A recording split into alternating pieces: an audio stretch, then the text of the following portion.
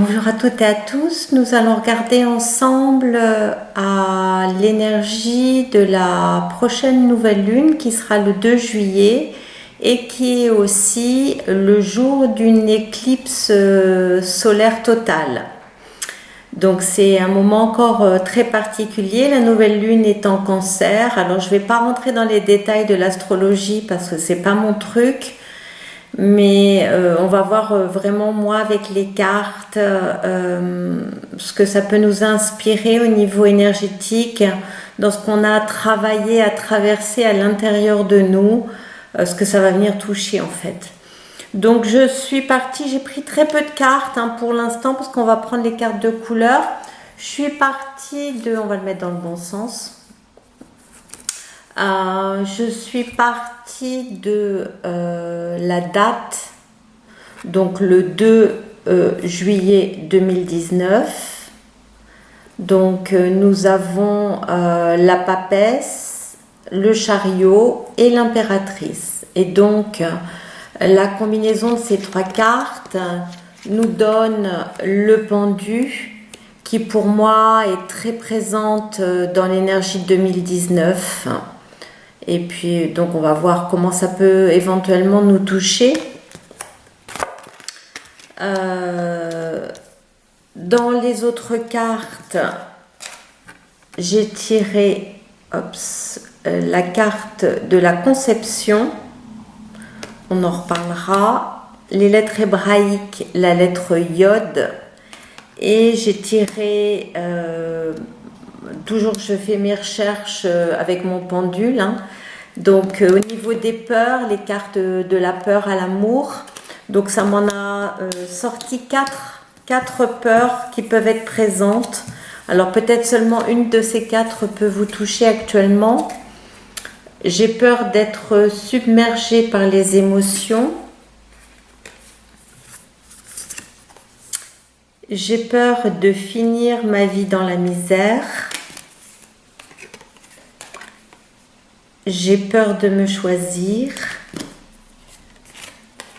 et j'ai peur de me réaliser. Alors on va voir comment elles peuvent nous toucher en ce moment et puis surtout comment elles peuvent se transmuter par l'amour. Alors on va commencer avec la date de, j'allais dire la date de naissance, mais bon, il n'y a peut-être pas de hasard si je dis ça parce que il y a vraiment une histoire de naissance là. La conception, l'enfant attaché avec le cordon ombilical, le iode, voilà. Donc bon, je parle de date de naissance, il n'y a peut-être pas de hasard. En tout cas, c'est le mot qui est venu.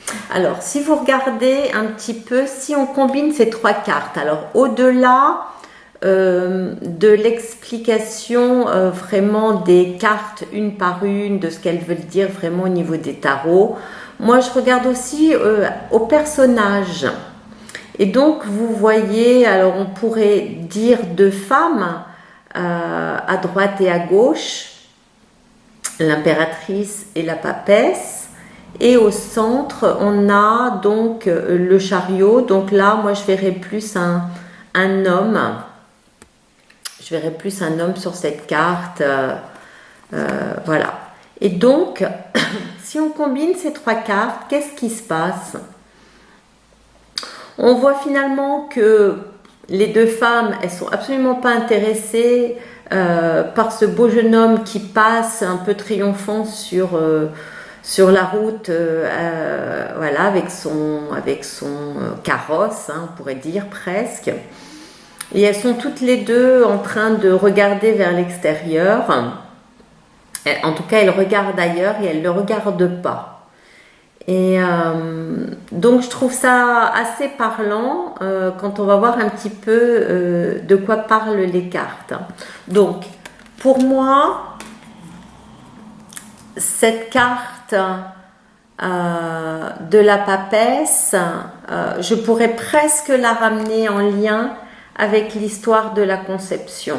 C'est-à-dire que pour moi, la papesse, là, elle est dans son inspiration, elle est dans son intuition, elle est calme,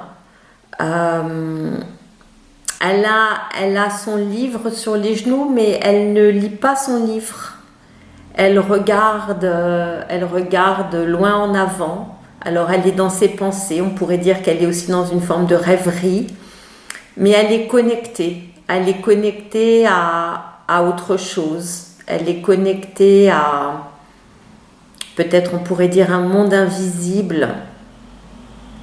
En tout cas, par ses rêves, par son imagination, par son intuition, par son inspiration, elle est vraiment dans son monde intérieur. Elle est pleinement reliée à son féminin.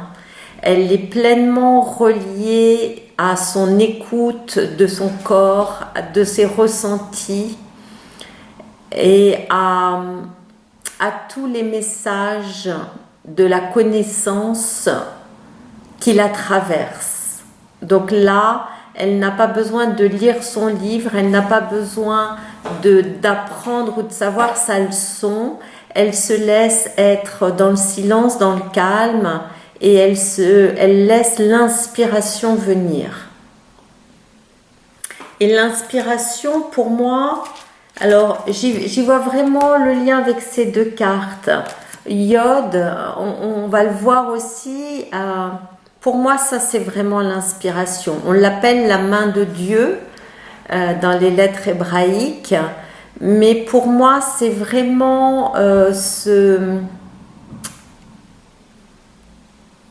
c'est vraiment la descente de l'esprit quelque part. C'est-à-dire, effectivement, on va être là, on va être pleinement dans notre féminin, on va se laisser être vide, on va se laisser être inspiré pour qu'un message, une information nous vienne. On pourrait se dire d'où vient cette information, hein? On n'est pas en train d'ouvrir nos tiroirs intérieurs et d'aller chercher dans notre archivage où est stockée cette information. Souvent, ce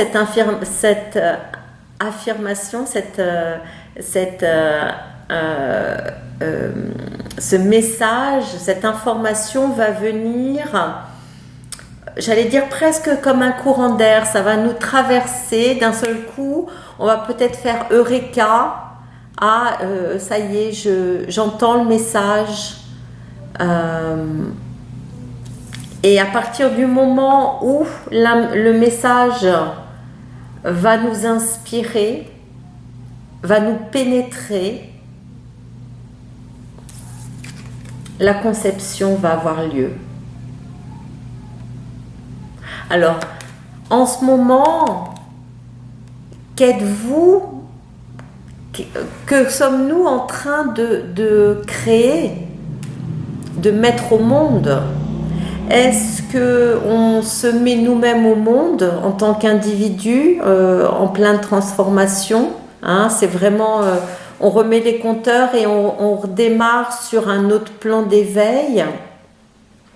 Est-ce qu'on a vraiment un projet qui est inspiré et qui va prendre le temps de maturer pour être pour l'instant attaché comme un cordon ombilical, hein, à ce ciel, donc qui va être attaché. On est vraiment relié au Père Céleste, on est vraiment relié à la source, à Dieu, peut-être aussi à l'inconscient collectif, hein. Mais en tout cas, il y a vraiment une histoire là de conception, naissance qui émerge beaucoup. Donc, qu'est-ce que ça vient toucher chez vous en ce moment? Donc, si on s'est laissé inspirer, si on a créé en nous le silence et l'espace pour que l'inspiration descende, que l'information nous pénètre, alors nos cellules du néant, cette première cellule apparaît, puis se divise et se redivise encore et se redivise ou se multiplie, ça dépend comment on l'entend.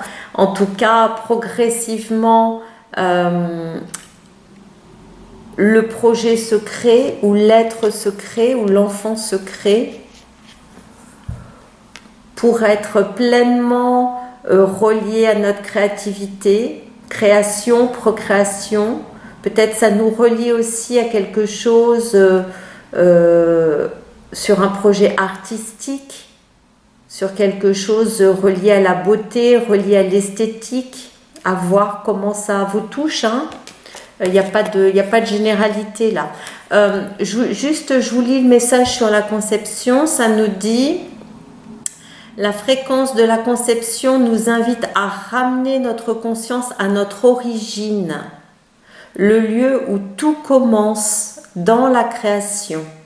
Elle nous aide à nous souvenir du potentiel et des possibilités infinies de cet espace et de ce que nous pouvons réaliser grâce à nos prises de conscience et à nos intentions ciblées.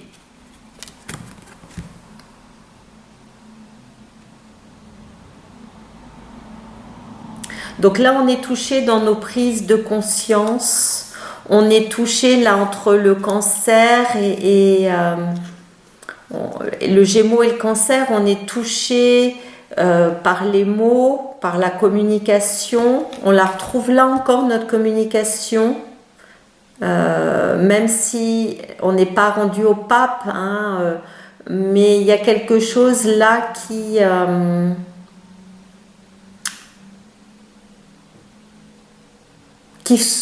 fructifie de l'intérieur, on va dire.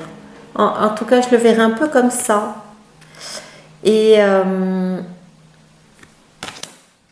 donc, ouais, c'est sympa parce que ça nous dit infinie possibilité que nous pouvons réaliser. Et dans les peurs, j'ai peur de me réaliser. Et là, je pense que justement, ça vient toucher notre chariot. Ça vient toucher cet homme-là qui est dans la matière, qui est dans une forme de réussite sociale, oui, matérielle, terre à terre, et qui est fier de sa réussite, parce qu'à un moment donné, on peut être tous fiers de notre réussite sociale à partir du moment où on ne bloque pas dessus. C'est un passage derrière la carte du chariot, le 7. Il y a encore 14 autres cartes, donc il y a encore du chemin, il y a encore ce cheminement intérieur à faire. Mais ce qui est quand même intéressant, je vous remontre ça, voilà, ce qui est quand même intéressant, ah non, je les ai mis dans l'autre sens, je me disais, voilà, 2, 7 et 3.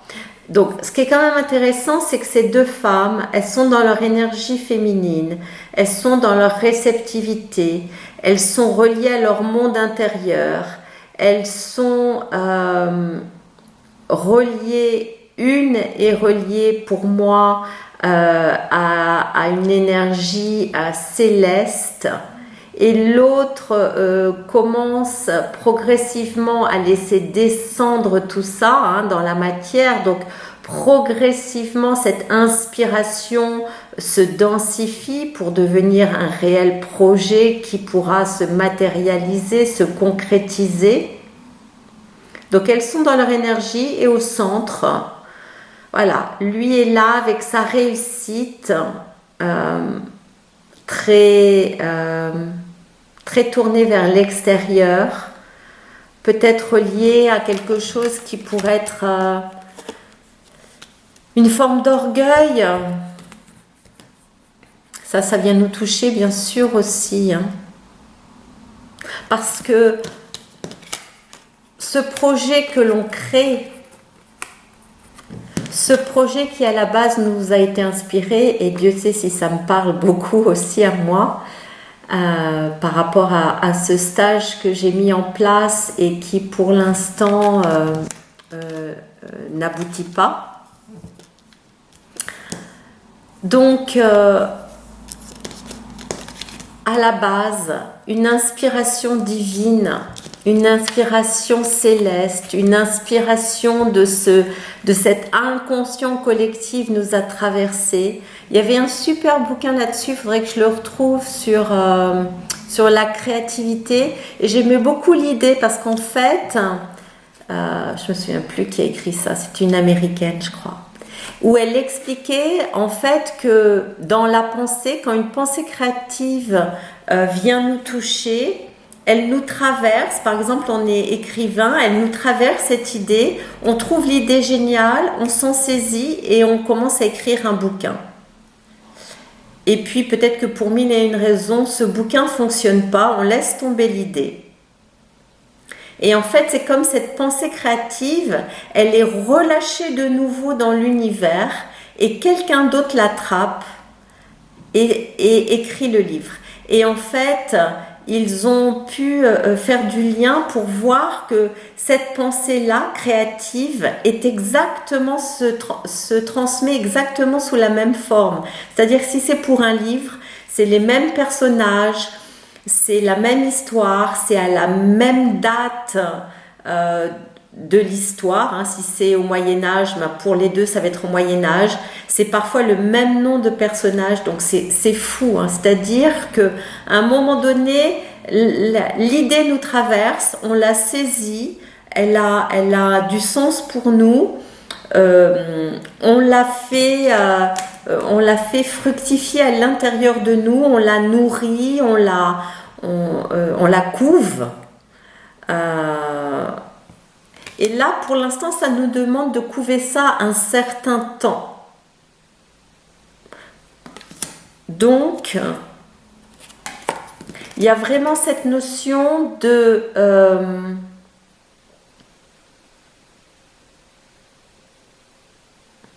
comment notre projet, comment cette création-procréation nous fait toucher à une forme de réussite sociale, donc à une forme de réussite reliée à notre personnalité. Et je vous ai ramené ce bouquin parce que je suis en train de lire ça en ce moment pour la énième fois et c'est une de mes bibles.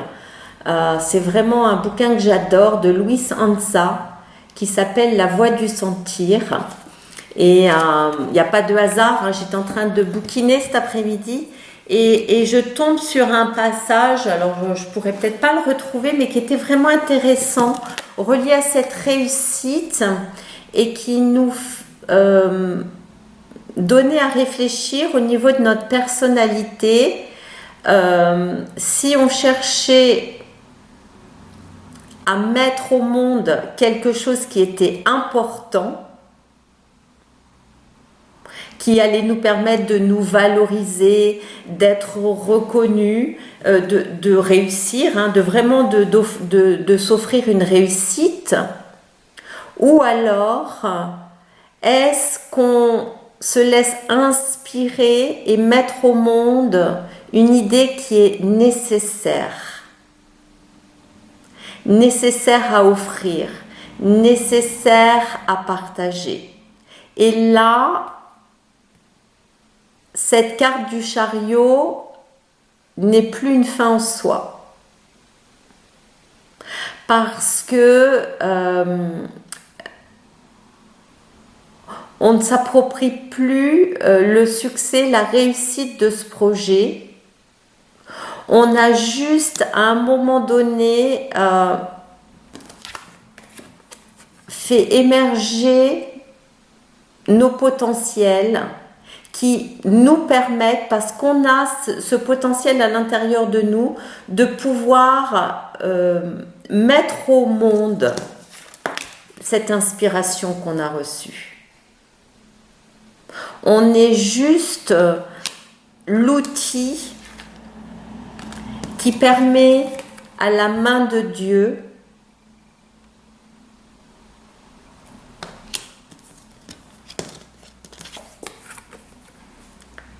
d'aller à la création et à la procréation sur Terre. Et j'ai trouvé ça vachement bien sur ce bouquin de Luis Anza, parce que ça me questionne beaucoup aussi dans tous les projets que j'ai. Donc le stage, j'ai mes cartes, il y a différentes choses.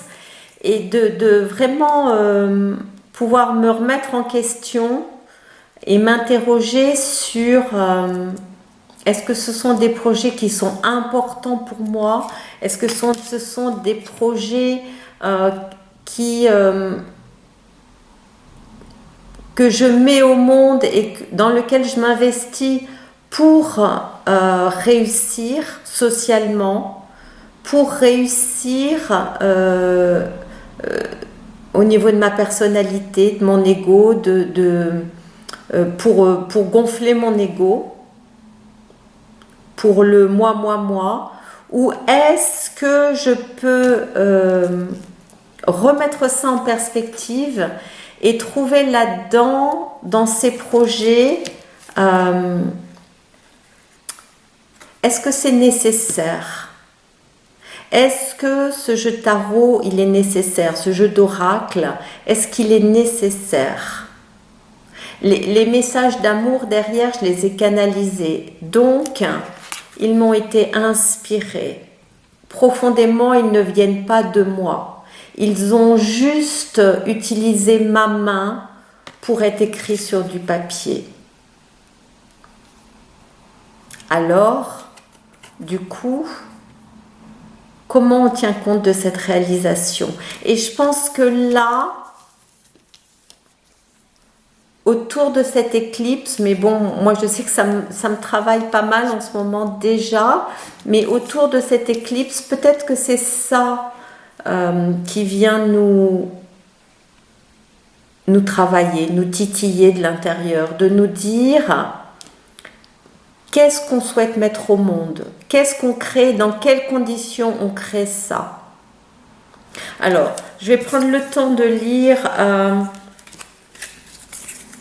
les canalisations d'amour de chaque carte. Donc, j'ai peur d'être submergée par les émotions. Ça, si on fait du lien un petit peu avec les autres cartes, justement, moi je fais la différence entre être submergé par les émotions et sentir quelque chose qui nous traverse. Quand ça nous traverse, on ne s'y identifie pas. Ça nous traverse, c'est plus ou moins confortable. Et une seconde après, une minute après, ça y est, c'est parti. Et on est revenu, entre guillemets, à notre état.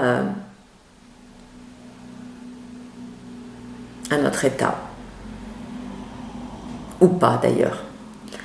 Là, la peur d'être submergé par les émotions, c'est la peur que d'un seul coup, ce qui nous traverse nous envahisse et qu'on se noie dedans. Mais peut-être qu'à un moment donné, l'émotion qui est là, il faut qu'on la laisse pleinement s'installer, il faut qu'on la laisse pleinement prendre toute sa place, nous remplir complètement pour derrière, comme une éclipse totale, comme d'un seul coup quand la lune va laisser réapparaître la lumière, comme si à un moment donné on avait plongé dans nos ombres, on avait plongé au fond de nos émotions. Et bon, souvenez-vous, la carte de la lune, je ne l'ai pas sortie, mais c'est vraiment...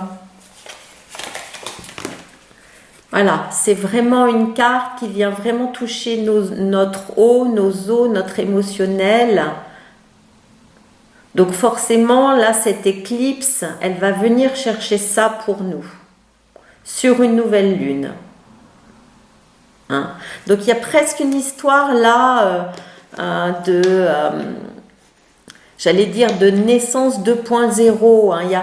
Pour moi, il y a vraiment cette notion de presque une déprogrammation pour une programmation pour un nouveau code ADN.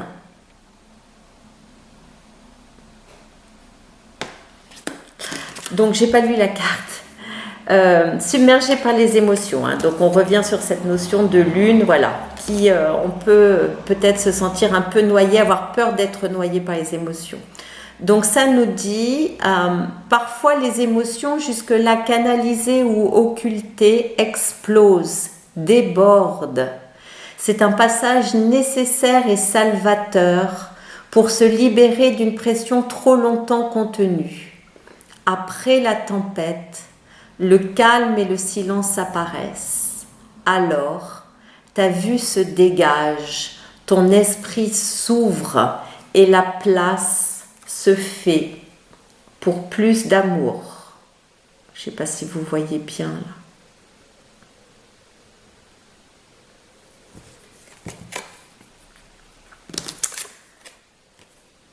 J'ai peur de finir ma vie dans la misère, donc pour moi c'est toujours ce lien avec ce chariot, avec quelque chose qui veut briller, qui va être clinquant, qui veut se faire remarquer. Et pour moi, la peur de finir ma vie dans la misère, c'est là, ça serait aussi quelque chose qui aurait peur à l'intérieur de moi de ne pas être reconnu, qui a ce besoin d'être reconnu et qui aurait peur de ne pas l'être. Donc ça nous dit, relie-toi à l'abondance et à la richesse des échanges et des partages relationnels dans lesquels tu trouveras toujours à te nourrir, car là est bien l'essentiel.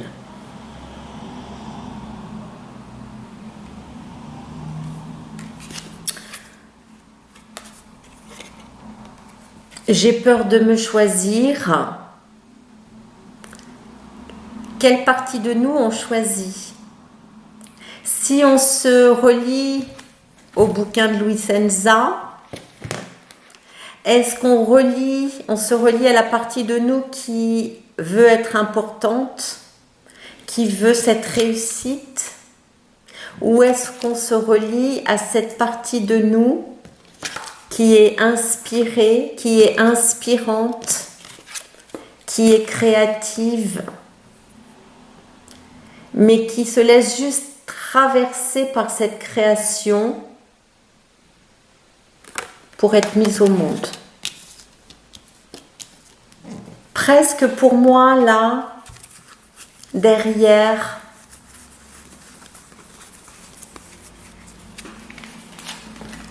j'y verrai vraiment cette carte du monde, derrière.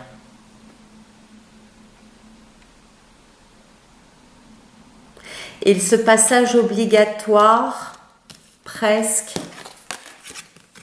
du pendu au monde, c'est-à-dire à une forme d'accomplissement, à une forme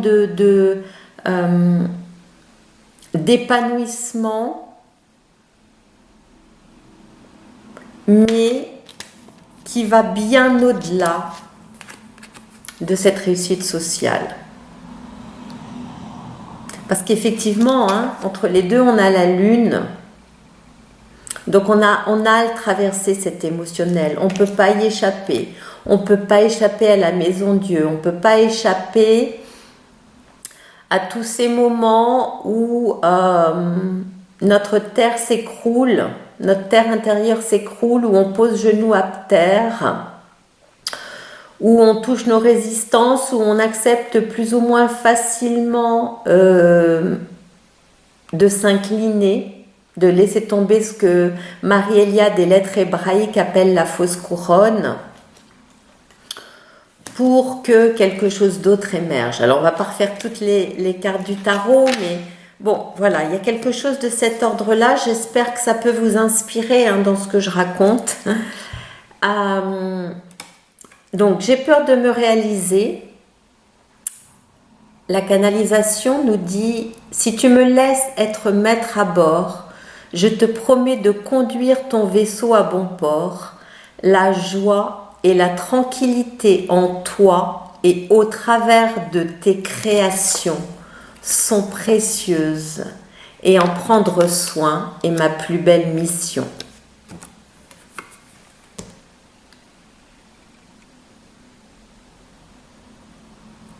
Voilà.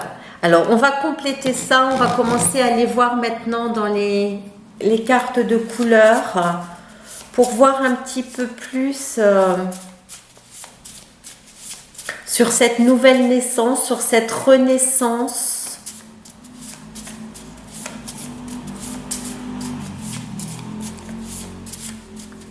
c'est pas forcément une renaissance extérieure hein, pour moi là. Enfin, c'est vraiment là cette renaissance, elle est dans ce changement de regard, dans transformer nos croyances, dans se proposer d'aller plus loin, au-delà des apparences, et vraiment prendre le temps de se remettre en question pour voir voilà, comment nos projets nous touchent, qu'est-ce qui nous inspire au travers de ces projets, pourquoi on veut les mettre au monde, pourquoi ça nous tient tant à cœur.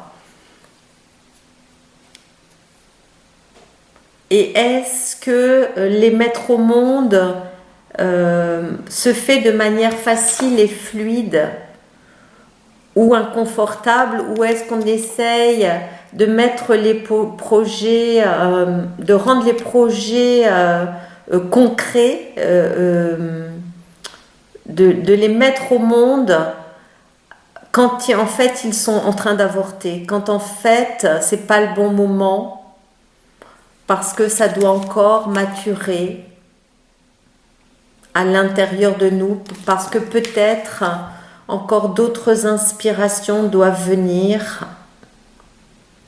Ah, je voulais vous lire d'ailleurs la carte, le message des lettres hébraïques de Yod.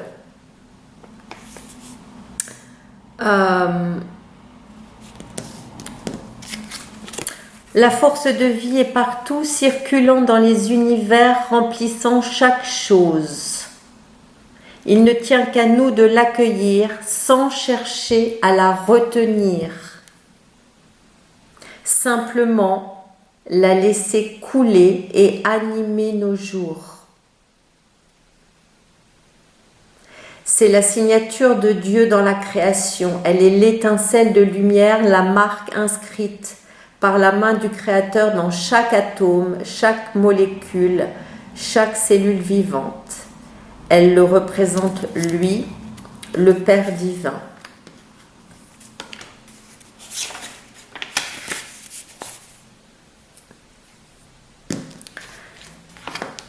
Elle vient nous encourager. Elle nous invite à être attentifs. La graine a pris racine et l'arbre est en train de se déployer.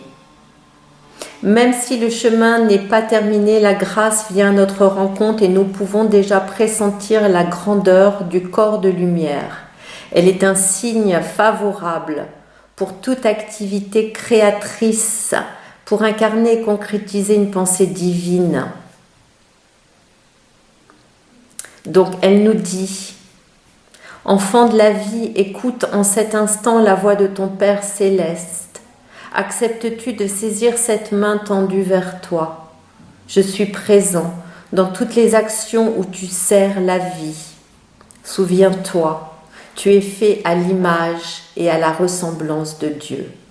L'héritage sacré vibre en toi, ton pouvoir créateur est infini. Contemple tes mains humaines, leur potentiel est immense. Comment vas-tu l'utiliser? Le moment de l'action est venu. Ce que tu sèmeras, uni à moi, portera l'empreinte de ton intention pure. Avance en confiance, bien-aimé. Je suis l'omniprésence de la splendeur qui t'attend dans l'éternel présent. Garde confiance en cette partie de toi-même qui rayonne hors du temps et de l'espace, dans l'infinie lumière de connaissance et d'amour.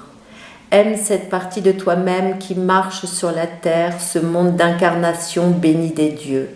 Je suis Yod, le point de leur rencontre que le mental humain ne peut concevoir, le point de la divine fécondation de la vie. Je suis partout. Viens me rencontrer à travers tes frères. Viens découvrir la richesse et la beauté de chaque âme. Chacune est aimée infiniment. Certaines portent des manteaux plus lourds que d'autres, suivant leur choix et leur mission. Ne juge pas, observe, écoute et aime.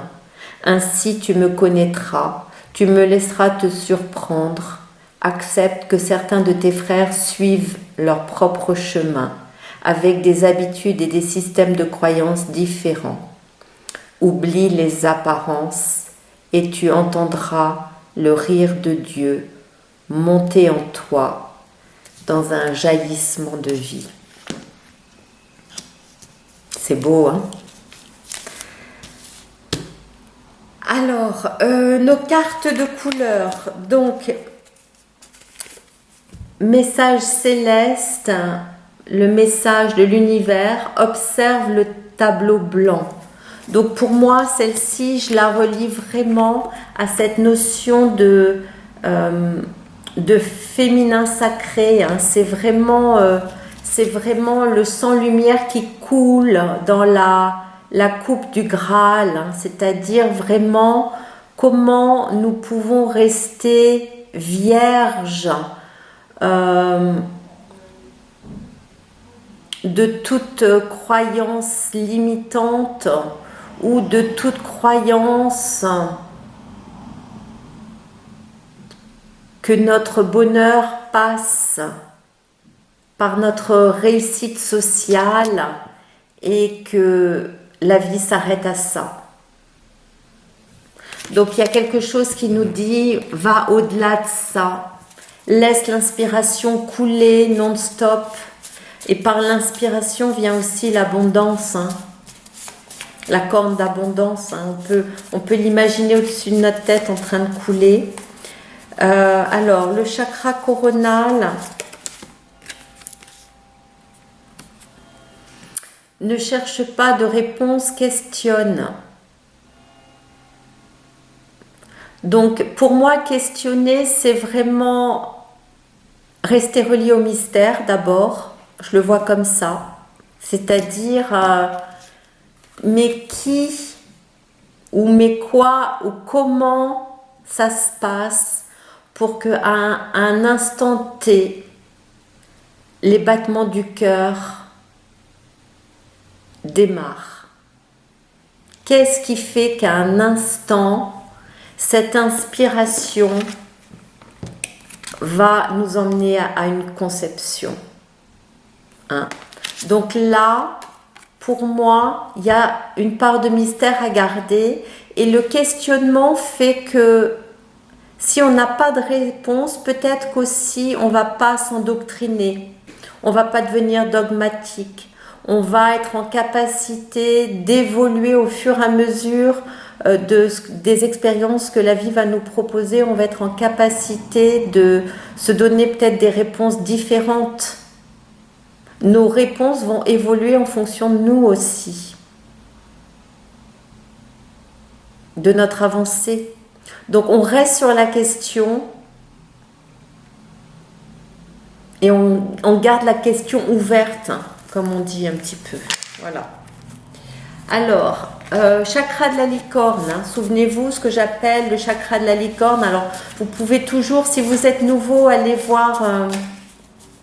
ça date d'un certain temps, hein, parce que ça fait presque 1 an que je fais les vidéos maintenant, mais une vidéo où j'expliquais le tirage des cartes de couleur. Donc la licorne, pour moi, c'est la vision. Et là, elle nous dit, sois indulgent. Donc pour moi, là, ça vient toucher quelque chose qui me demande de pas être fermé, de ne pas être dur, de ne pas être tranchant, mais de pouvoir mettre de la douceur, de la tendresse, de l'amour sur tout ce qui se passe en ce moment. Surtout là, quand c'est pas facile. Surtout là, comme on a eu dernièrement, hein, pour les gens qui vivaient dans le sud-ouest de la France, hein, moi je l'ai vraiment senti à la maison, ce tremblement de terre qu'on a eu vendredi dernier, ben là c'est la même chose, hein, c'est par rapport à ce tremblement de terre intérieur, par rapport à ce que la vie nous propose de remettre en question justement, peut-on s'incliner, mettre genou à terre et rester dans la douceur. Voilà. Sur le troisième œil, ça nous parle de détachement. Donc, la vision, le troisième œil, le détachement du troisième œil, pour moi, il est vraiment relié à la papesse et à Iode. C'est-à-dire, l'inspiration traverse, l'idée vient, mais elle n'est pas ma propriété. Elle est juste, à un moment donné, une idée qui m'a traversée parce que peut-être quelqu'un à l'autre bout du monde ne l'a pas saisie, et moi, elle m'arrive. Et je la saisis parce qu'elle me touche, parce qu'elle me fait vibrer et parce qu'elle me donne envie, non pas d'être importante, mais d'être nécessaire, d'apporter quelque chose. Alors, on est sur le chakra de la gorge. Donc, regardez encore comment ça se connecte avec nos cartes, hein. Respect du silence. C'est dans vraiment, ça dit presque ferme ta bouche et écoute tes ressentis, mais il n'y a pas forcément besoin de mettre des mots dessus. Fais silence, fais vœu de silence pour entendre la richesse de ces messages intérieurs, de cette inspiration. Alors là, on est sur l'ouverture au monde. Hein, on est sur le lien, là pour moi, c'est les épaules, les bras, les coudes, les poignets, les mains. On est sur l'horizontalité, pardon. Et là, ça nous dit facilité. Donc, pour moi, c'est facilité quand... je prends quelle carte là? Voilà. C'est facilité quand on ne reste plus bloqué sur le chariot. Qu'on ne reste plus bloqué sur le « moi, j'ai réussi », le « c'est à moi ». Voilà, la matière elle est importante, on en a besoin, on en fait l'expérience et c'est super chouette, et c'est aussi l'expérience de la terre et c'est absolument pas à négliger, loin de là, mais je reviens sur l'idée que c'est pas une fin en soi. Donc là, dans cette carte on a tous les artistes, donc on a vraiment tous ces gens, et Dieu sait s'il y en a, hein, enfin, je pense que tout le monde est créateur à sa façon, hein, sortir des plats du frigo, enfin des ingrédients du frigo pour faire un plat, c'est créateur, peindre c'est créateur, faire un bouquet de fleurs ça va être créateur. Enfin voilà, il y a 1001 façons d'être créateur dans notre quotidien, hein, sans avoir forcément fait une statue ou une œuvre d'art. Hein. Donc voilà, ce chariot et cette réussite, à qui la doit-on? Qui est-on quand on est créateur, artiste de quelque chose? Comment on se relie à ça? Alors là, on est sur le chakra du cœur. Liberté de transcender. Donc on est bien là-dedans. Hein. C'est bien ce qui nous appelle là sur cette éclipse totale, en tout cas pour moi. Hein, parce que vous voyez maintenant, il y a 1001 vidéos de tarot sur YouTube, mais il y a beaucoup de voyance. Moi là, ce qui m'intéresse vraiment, c'est de pouvoir vous emmener dans cette écoute intérieure pour peut-être juste vous poser des questions, sans avoir les réponses, mais juste des questions. Dans le centre-cœur, dans le cœur du cœur, reconnaissance mutuelle. Pour moi, là, c'est le lien avec Tzadé dans les lettres hébraïques, c'est-à-dire que notre âme, sans notre corps, ne peut rien faire sur cette terre, mais que notre corps, sans notre âme, ne peut non plus rien faire sur cette terre. Et qu'on doit arriver vraiment à cette... Le mot qui me vient, c'est transparence en fait. À cette transparence des deux. C'est comme si cette fusion faisait que on va plus toucher le haut, le bas, on va plus toucher le divin, l'humain, on va juste laisser tout ça comme des feuilles de calque. Je vois un peu cette image de calque qui se superpose et qui font apparaître quelque chose d'entier. Donc c'est un peu, pour moi, la lettre Tzadé, cette réconciliation profonde que je vois dans notre centre-cœur là. Reconnaissance mutuelle, c'est vraiment... oui, nous sommes faits de cellules et en même temps, chaque cellule est remplie de lumière ou est remplie d'énergie, comme vous voulez, ou n'est qu'énergie d'ailleurs. Alors, la traversée entre le cœur... Je vais accélérer un peu parce que je vois le temps qui tourne. La traversée entre le cœur et le plexus. Ah, j'en ai deux qui viennent, 3. Cuirasse, réveille-toi et initiation. Donc, il y a quelque chose qui vient vraiment nous toucher pour voir au niveau de notre mode de fonctionnement qu'est-ce qui est encore dans la résistance, justement, de cette réconciliation profonde et en même temps de cette inspiration divine. Peut-on reconnaître que cette inspiration est divine ou a-t-on besoin de se l'approprier? Je sais que je me répète un peu, là peut-être que c'est pour mieux l'entendre pour moi.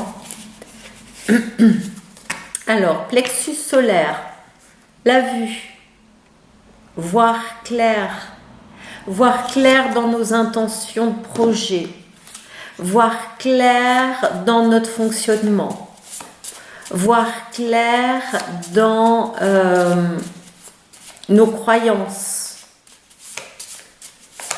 Pas pour se mettre un coup de bâton sur la tête, mais juste pour pleinement accueillir ce que l'on est, accepter ce que l'on est pleinement, sans le fuir, sans le juger, sans essayer de s'en séparer. Là, on est sur le chakra sacré, accélération, donc on est bien relié à tout ce système de création. On est bien relié à cette conception nouvelle qui émerge et qui démultiplie nos cellules vers un être neuf. Notre pendu qui pour l'instant est bien attaché avec son cordon et qui attend.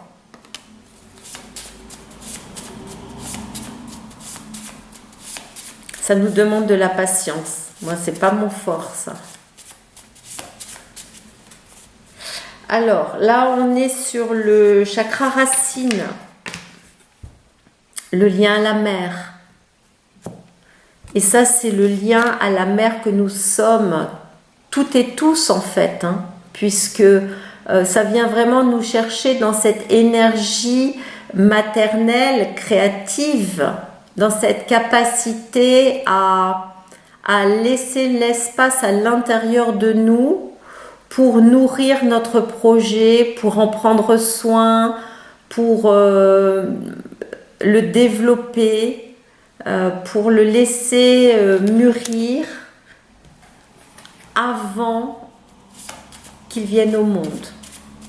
Et en même temps, bien sûr, c'est le lien avec la terre-mère, hein. Donc c'est vraiment notre capacité à... Là, j'y vois vraiment cette reliance entre le Père Céleste, hein, entre cette inspiration qui doit descendre sur terre, qui doit descendre dans la matière pour créer cet enfant de lumière, pour créer cet être nouveau en nous.